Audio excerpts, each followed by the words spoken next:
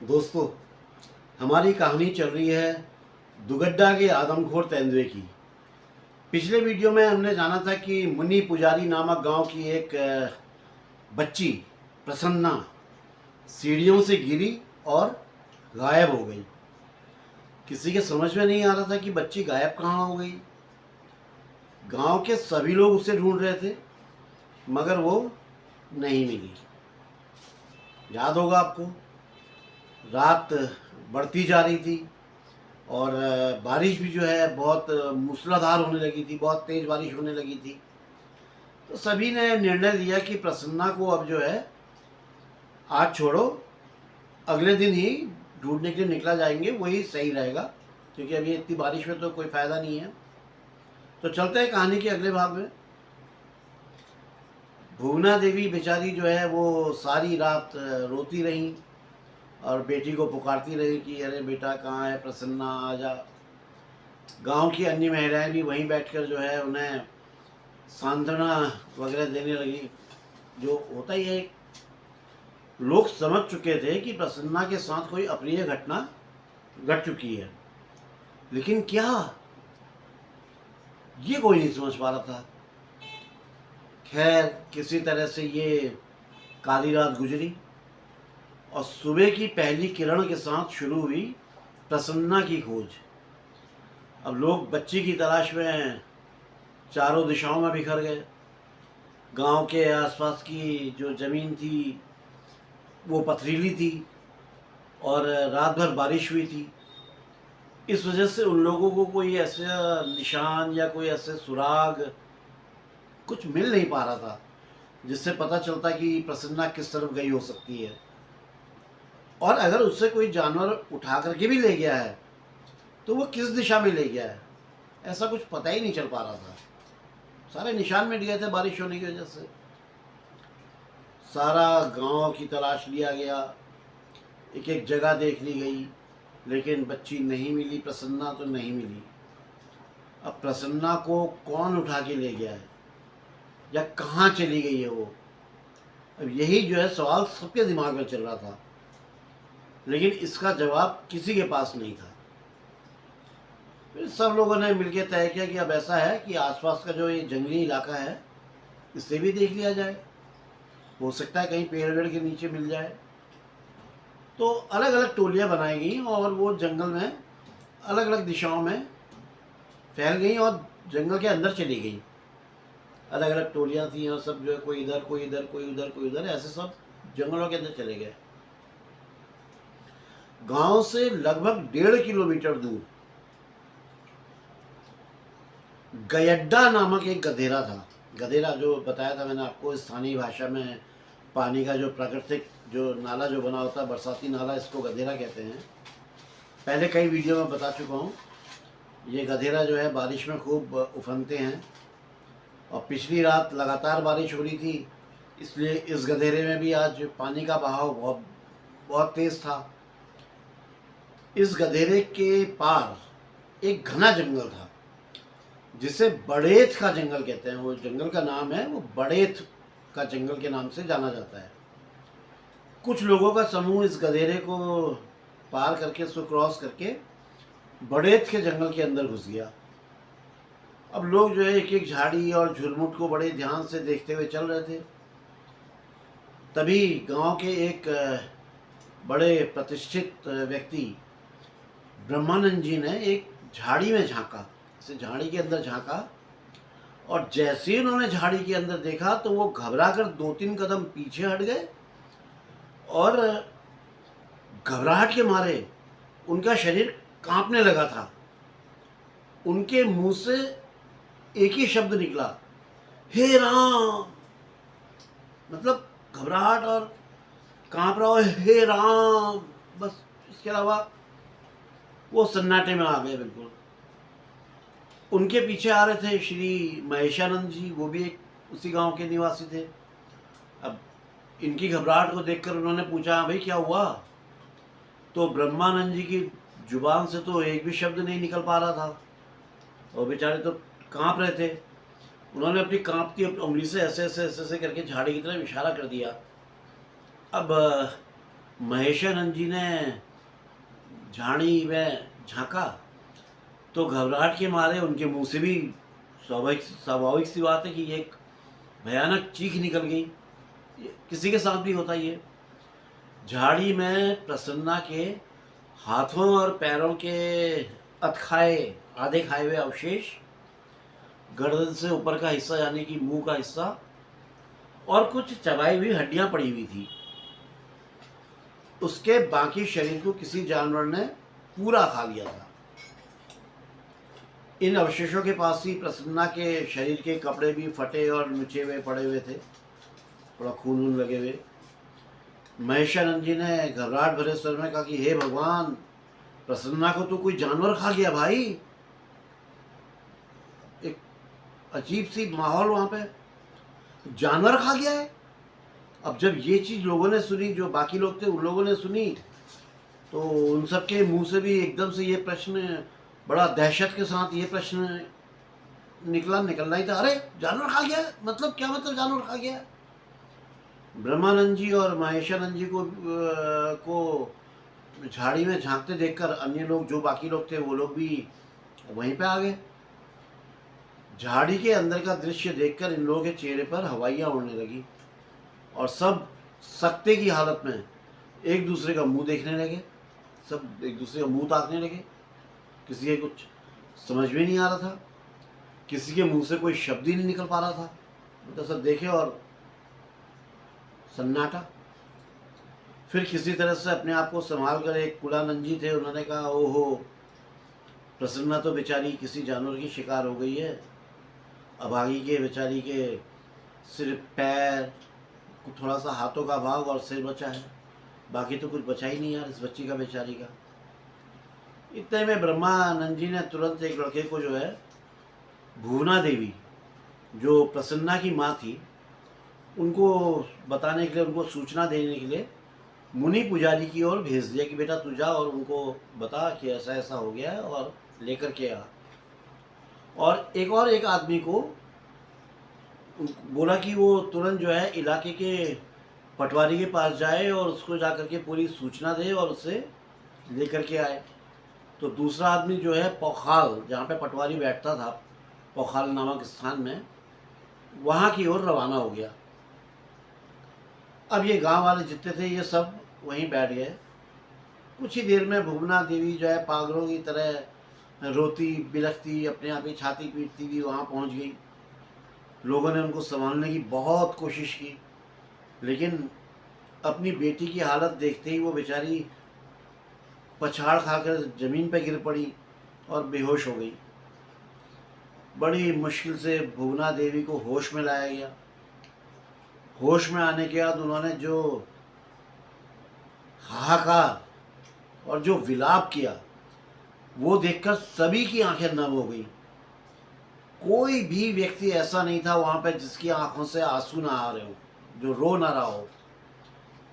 तरह तरह से सांत्वना दी जा रही थी उनको, लेकिन वो फिर भी जोर जोर से रो रही थी, मेरी बच्ची, मेरी बेटी, मेरी प्रसन्ना, बेटी, क्या मैंने तुझे यही दिन देखने के लिए 9 माह तक अपनी कोख में पाला था?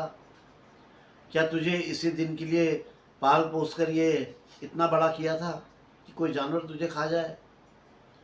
तो बेचारी भुवना देवी का तो रो रो कर बहुत बुरा हाल हो रहा था। अब आप इमेजिन कर सकते हैं एक माँ का एक 7, 8, 9 साल की बच्ची की ऐसी हालत देख करके क्या हालत हो रहा होगा। हम सोच के हमको अजीब हो रहा है। गांव के ही एक निवासी और थे, दौलत राम जी। उन्होंने भुवना देवी को सांत्वना देते हुए कहा, पंडिताइन सब्र से काम लो, ईश्वर की यही इच्छा थी। लेकिन एक माँ कैसे सब्र कर सकती थी?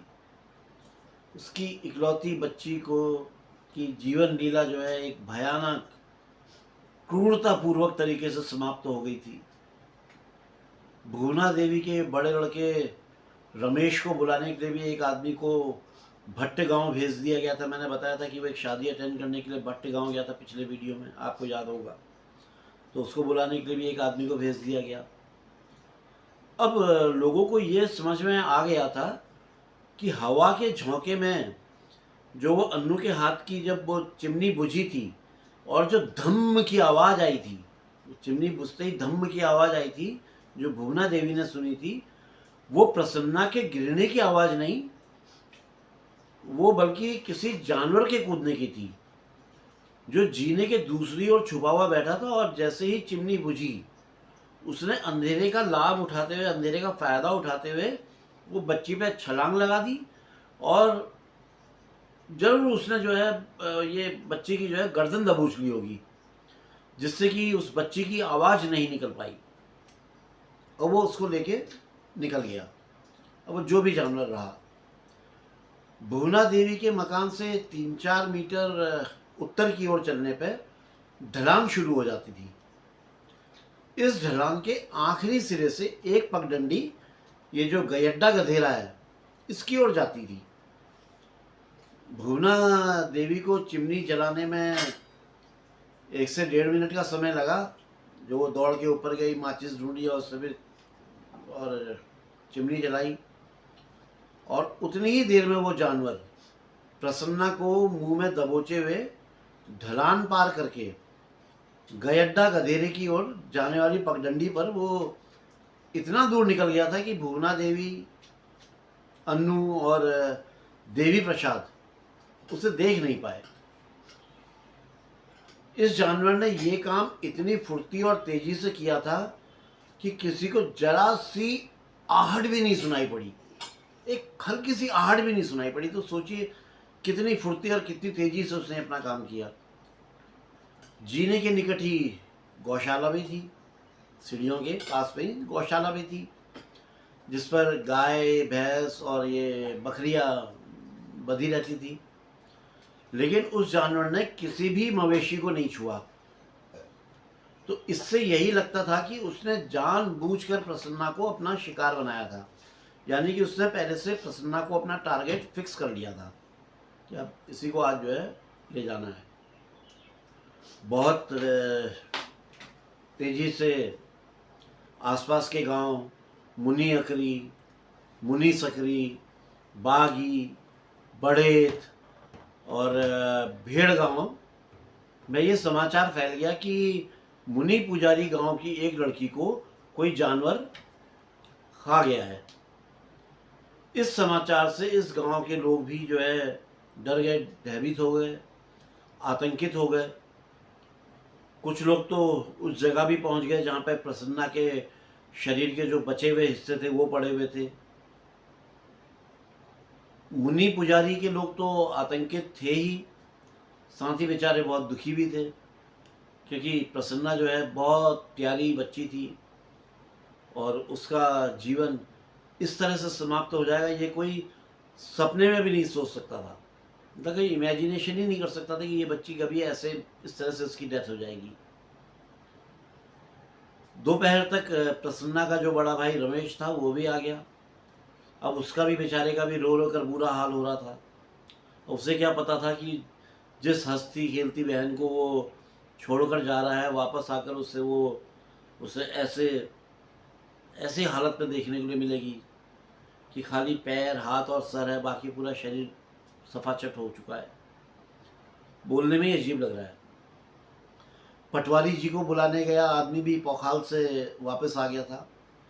उसने बताया कि पटवारी जी कहीं बाहर गए हुए हैं, इसलिए वो आए नहीं, वो उनको ला नहीं पाया, तो अपने ऑफिशियल काम से कहीं बाहर गए हुए थे। अब भुवना देवी की सहमति से गांव वालों ने एक पंचायतनामा बनाया और फिर रमेश ने दुखी मन से, ऑब्वियसली दुखी मन तो हो ही रहा होगा, कहने की ज़रूरत ही नहीं है, लेकिन फिर भी जो है प्रसन्ना का जो है अंतिम संस्कार कर दिया। इस बच्ची की दर्दनाक मौत ने इलाके के सभी लोगों को हिला के रख दिया था। अब चारों तरफ अफवाहों का बाजार भी गर्म होने लगा। ज़्यादातर लोगों ने ये मान लिया था कि प्रसन्ना को कोई जानवर खा गया है, पर किस जानवर ने खाया है, इस बारे में लोग अपने अपने ढंग से अपने अपने अनुमान लगा रहे थे। कोई कुछ कह रहा था, कोई कुछ कह रहा था। इस तरह की ये दिल दहला देने वाली घटना इस क्षेत्र में ये पहली बार हुई थी, इससे पहले कोई ऐसा एक्सीडेंट यहाँ हुआ नहीं था। हर छोटे बड़े व्यक्ति की जुबान पर एक ही सवाल था कि इतनी हिम्मत किस जानवर की हुई कि वो घर के ठीक आगे सीढ़ी चढ़ती हुई लड़की को बिना कोई आवाज किए इस तरह से उठाकर ले गया कि वो बेचारी के मुंह से आवाज तक नहीं निकल पाई, उससे गले से आवाज तक निकल नहीं पाई, चीख तक नहीं पाई, मतलब चीख क्या नहीं पाई, कोई आहट तक नहीं हुई। जबकि बच्ची के आगे भी और पीछे भी दोनों तरफ लोग थे।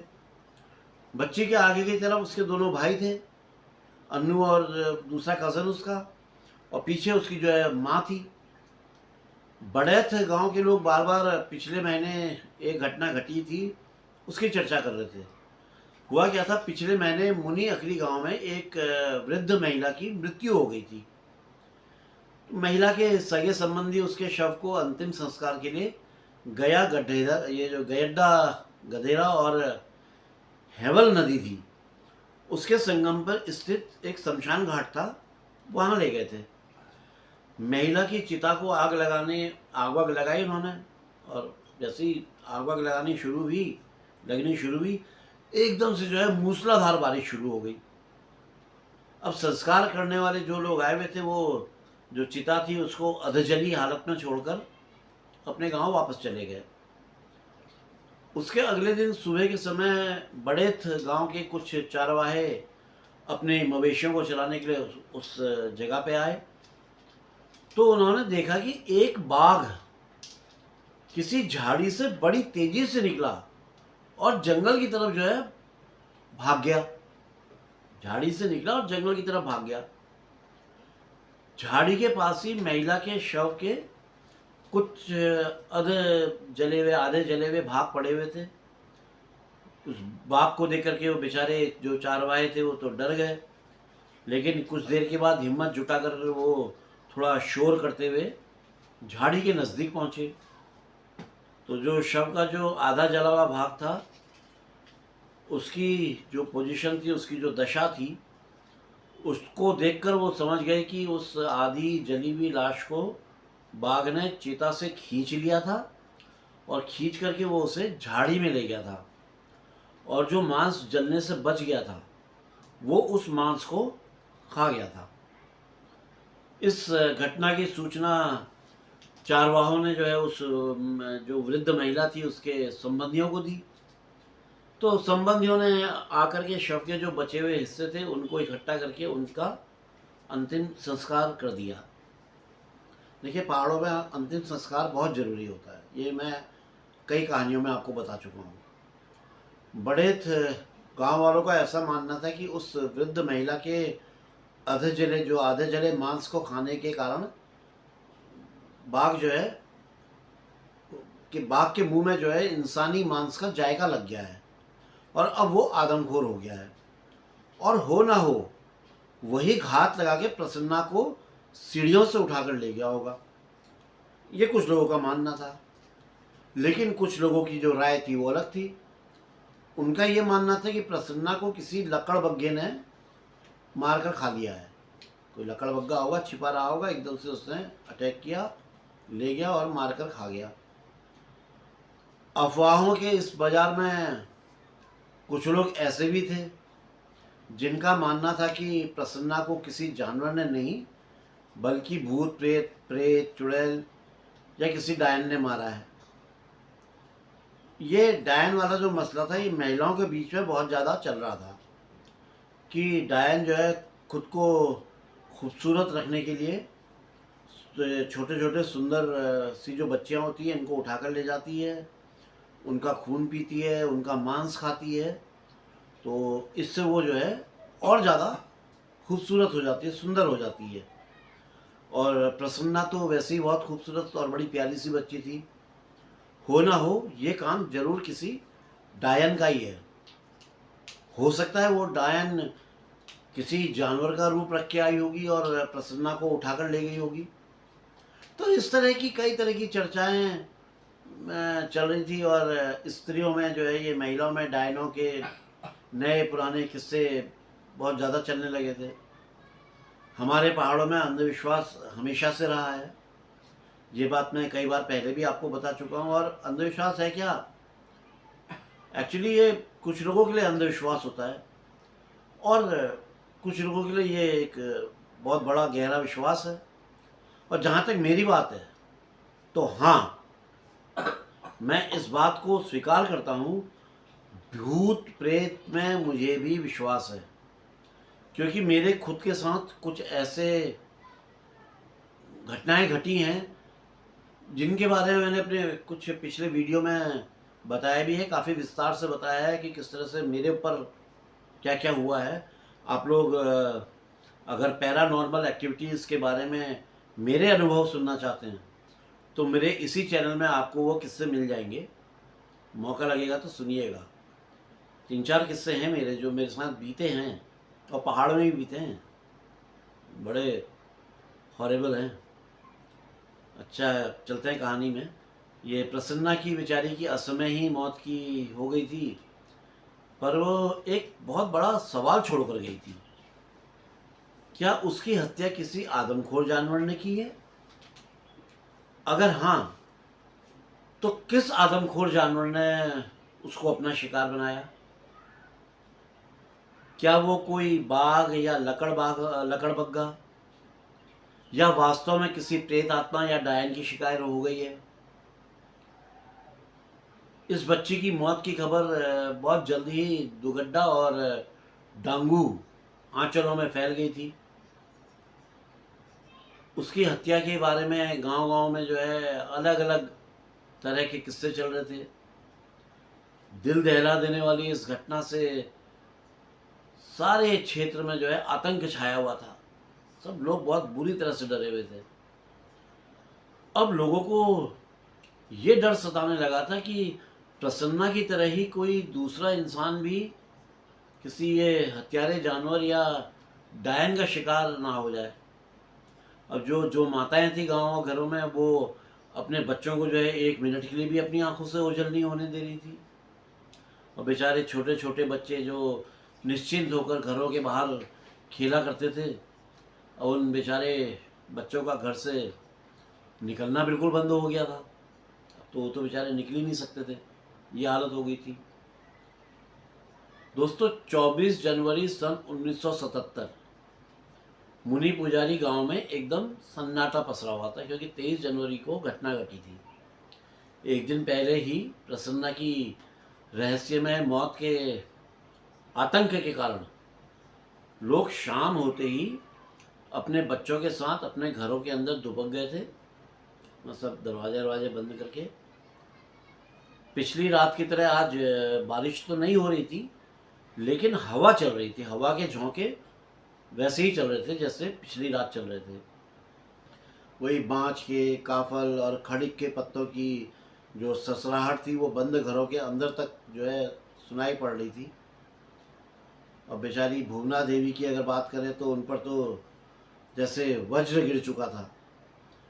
वो तो शोक के मारे पत्थर सी हो गई थी। रह रह करके उनको जो है प्रसन्ना का हंसना, बोलना, बातें करना, खेलना, यही सब याद आ रहा था। उसके बचपन से लेकर पिछली रात के लगभग 8 बजे तक, जब वो सीढ़ियों से गायब हुई, उस समय तक की सारी बातें याद आ रही थी। पिछली रात का वो खेल जो प्रसन्ना खेल रही थी, ले शेर, ले खा जा इस गुड़िया को, ये गुड़िया मेरा कहना नहीं मानती है, ले तू खा जा। और फिर उससे वो गुड़िया को नीचे लिटा के उसके ऊपर शेर को रख दिया था। फिर वो ताली बजा करके जोर जोर से उछलने लगी थी, शेर खा गया, शेर खा गया, मेरी गुड़िया को शेर खा गया। उन्हें यही सब याद आ रहा था। और ये खेल उसका शायद उसके साथ होने वाली किसी ये जो दुर्घटना थी, एक उसका पूर्व संकेत सा था। खेल रही थी और बेचारी के साथ हो गया। भुवना देवी की रोते रोते जो है आंखें लग गई। तो उन्होंने देखा कि प्रसन्ना अपने हाथों में थाली लिए खड़ी है, स्टील की एक थाली है, उसको लेके खड़ी है। और ये थाली उसके पिताजी पिछले साल मध्य प्रदेश से खरीद कर लाए थे और अपनी बेटी को देकर बोले थे अब से हमारी बेटी इसी थाली में खाना खाया करेगी। थाली पाकर बच्ची बहुत खुश थी। मुझे भी अपने बचपन की याद है, मेरे लिए भी एक थाली मेरे पापा लाए थे स्टील की, और मैं उसी थाली में खाना खाता था। ये बचपन में होता है, आप लोगों के साथ भी हुआ होगा। और तब से वो स्टील की उस छोटी सी थाली में ये बच्ची भी खाना ही खाया करती थी। पिछली रात भी प्रसन्ना ने अपना आखिरी खाना जो है, अपना आखिरी भोजन इसी थाली में किया था। भुवना देवी ने देखा कि प्रसन्ना उनके पास आकर बैठ गई और थाली आगे बढ़ाकर बोली, माँ भूख लगी है, खाना दो ना। तभी दरवाज़ा धकेले जाने की एक जोर की आवाज़ हुई और उनकी आंख खुल गई। होश में आते ही उनका दिल इस सच्चाई को याद करके फटने लगा कि अरे यार, मेरी बेटी तो मर गई है, कहाँ यहाँ कहाँ है। मतलब सपना सा एक आया था। अभी अभी उन्होंने जो देखा था वो एक धोखा था, एक सपना था। लेकिन इतने में दरवाजे में दोबारा जो है थपथपाहट की आवाज़ आई। भुवना देवी के पास ही जो है सतेश्वरी देवी, जो उनकी देवरानी जेठानी जो भी थी, वो भी लेटी थी। अब वो बेचारी भी सोने का प्रयास कर रही थी। उनकी आंखों में थोड़ा सा नींद आ रही थी कि उन्हें भी जो है ये दरवाजे पे हुई थपथपाहट ने चौंका दिया।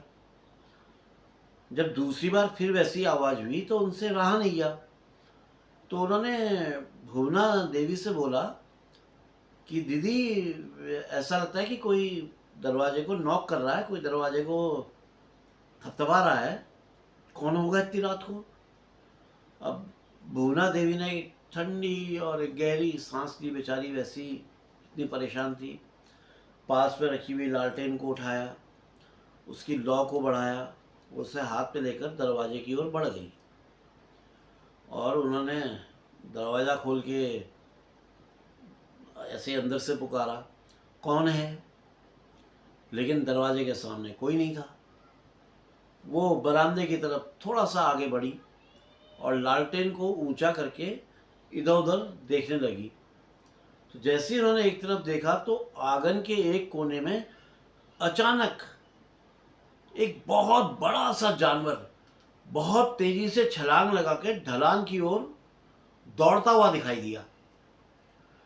भुवना देवी के मुंह से बहुत जोरों की चीख निकल गई और लालटेन भी जो है हाथ से गिरते गिरते बच गई।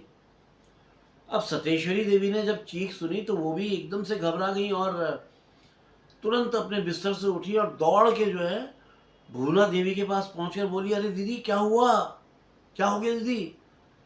तो उन्हें भी लालटेन के उजाले में एक बड़ा सा जानवर ढलान पर दौड़ता हुआ दिखाई दिया। लालटेन की रोशनी ऐसे करके ऊपर करके देखी तो सामने ढलान पे उन्होंने भी देखा कि कोई जानवर जो है दौड़ता हुआ जा रहा है।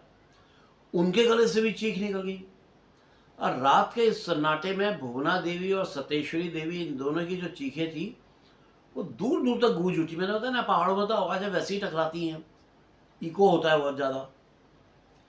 अब पास पड़ोस के लोगों में भी हड़कम सा हुआ, एकदम हड़बड़ा है वो भी। वो उठे बिस्तर से हड़बड़ा करके, हाथों में लालटेन लिए हुए, एक हाथ में डंडा लिए हुए, वो भी अपने घरों से बाहर निकल आए और पूछने लगे कि क्या हो गया, अरे क्या बात हो गई। अनेकों लोग एक साथ इन दोनों महिलाओं से प्रश्न करने लगे, लेकिन वो दोनों महिलाएं आंखें फाड़कर ढलान की ओर देखती, एक मतलब समझिए स्टैचू की तरह खड़ी रह गई। जैसे कि स्टैचू होगा, एक तरफ देख रहे कि स्टैचू की तरह खड़ी है, बस कोई आवाज़ ही नहीं निकल रही। गांव के एक व्यक्ति मंगलानंद जी ने पूछा, अरे क्या बात है, कुछ बोलो तो सही। तो भुवना देवी ने बोला तो कुछ नहीं, बस अपनी उंगली से ढलान की ओर इशारा कर दिया और फिर कुछ अटकती सी आवाज़, लड़खड़ाती सी आवाज़ में बोली, ओ ओ ओ ओ ओ ओ ओ। सभी लोग ढलान की तरफ देखने लगे, लेकिन उन्हें कुछ दिखाई नहीं पड़ा।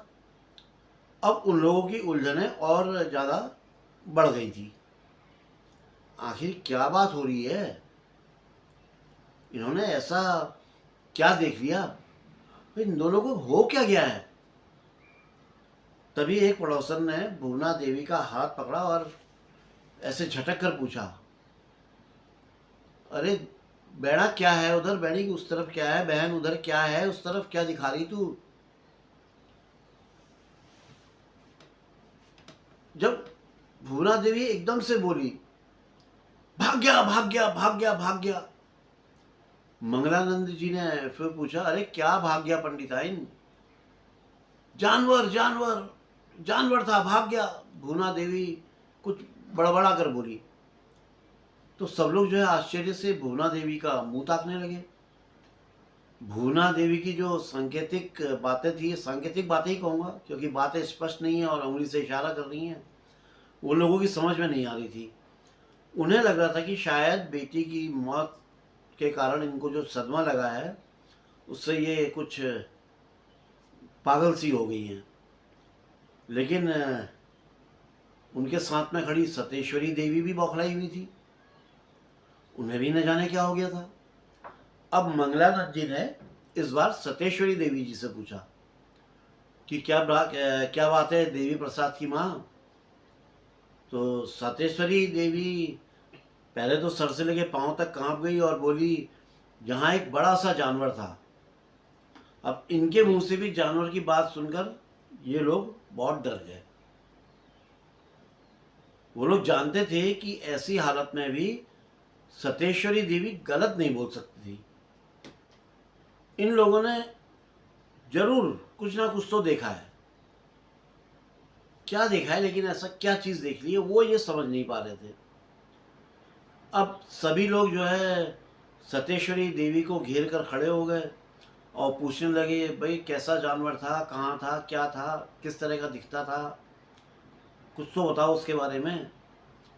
सतेश्वरी देवी ने बताया कि हम लोग दरवाज़ा बंद करके भीतर लेटे हुए थे। मुझे नींद आने को ही थी कि तभी ऐसा लगा कि जैसे कोई दरवाज़ा थपथपा रहा है। मैंने दीदी से कहा, इन्होंने भी जो है थपथपाहट सुन ली थी और ये लालटेन उठा के दरवाज़ा खोलकर बाहर आई तो ये एकदम से चीख पड़ी। इनकी चीख सुनकर मैं भी दौड़कर आई तो मैंने देखा सामने ढलान पर एक बड़ा सा जानवर भागता हुआ चला जा रहा है। अब सारे गांव वाले जो है सन्नाटे में आ गए, एकदम सख्ते में आ गए। इतने में ब्रह्मानंद जी ने पूछा कि बता सकते हो कि जानवर का रंग कैसा था। हालांकि ये सवाल पूछने जैसा था नहीं, लेकिन एक कौतूहल में हर कोई कुछ ना कुछ पूछता रहता है। सतेश्वरी देवी बोली कि उन्हें तो जानवर की सिर्फ एक झलक ही दिखाई दी थी, इसलिए वो उसके रंग रूप के बारे में तो कुछ नहीं बता सकती। और वाकई में लालटेन के धुंधले उजाले में जानवर को ठीक से देखा पाना मुश्किल ही है, उसे देखा नहीं जा सकता था अंधेरे में। लालटेन की कितनी दूर तक लाइट जाती है। अब सारे गांव वाले परेशान हो गए। उन्होंने भुवना देवी जो पहले से ही बदहवास की हालत में खड़ी थी उनको बैठाया, उनको पानी वगैरह पिलाया। फिर उनसे पूछा कि अनु की माँ, मन को ठीक करके बोलो, क्या देखा तुमने। भुवना देवी में थोड़ा पानी पी के थोड़ा सा एक संयत में आ गई और उन्होंने कहा कि वो एक बड़ा सा जानवर था। और लोगों ने पूछा कौन सा जानवर था, तो वो बोली कि ये तो वो नहीं बता सकती कि वो जानवर कौन सा था, लेकिन वो बहुत बड़ा था। मेरे बाहर निकलती वो छलांग लगा के ढलान की ओर दौड़ गया। मैं लालटेन के उजाले में उसके रंग की पहचान नहीं कर पाई। ये इन्होंने थोड़ा संयत होके, संयम क्या बोलते हैं उससे, मतलब ठीक ठाक होके बताया। भुवना देवी ने बड़े इत्मीनान, संयम के साथ इस बात को कहा था। इसलिए अब लोगों को अब इस बात में कोई संदेह नहीं रह गया था कि जिस जानवर ने पिछली रात प्रसन्ना को मारा था वही जानवर आज भी शिकार की तलाश में इन लोगों के दरवाजे को नॉक कर रहा था, थपथपा रहा था। उसे ऐसी उम्मीद थी कि आज भी यही शिकार मिलेगा। भुवना देवी को सांत्वना देकर लोग अपने अपने घरों को जा रहे थे, कुछ जा चुके थे, कुछ जा रहे थे। इधर सतेश्वरी देवी जी भी जो हैं भुवना देवी का हाथ पकड़ उन्हें घर के अंदर ले आई थी। दरवाजे को अच्छी तरह से बंद करके उसमें लॉक पे फंसा करके, मतलब टाइट दरवाज़ा करके ये सतेश्वरी देवी जी ने, ये जो भुवना देवी जी थी, इनको बिस्तर में लेटा दिया। भुवना देवी की सिसकियाँ रात के सन्नाटे में दूर दूर तक सुनाई दे रही थी। इतना विलाप कर रही थी, इतना रो रही थी। पास पड़ोस के जो और लोग थे वो भी नहीं सो पा रहे थे, क्योंकि उनके मन में भी ये भुवना देवी के दरवाजे को थपथपाने वाली जानवर का जो खौफ था, जो डर था, वो सबके मन में बैठ गया था। उनकी हालत तो ये हो गई थी कि हवा के झोंके से यदि उनका घर का दरवाज़ा या खिड़की भी हिलती तो डर से कांप जा रहे थे। इतना डर, इतना डर।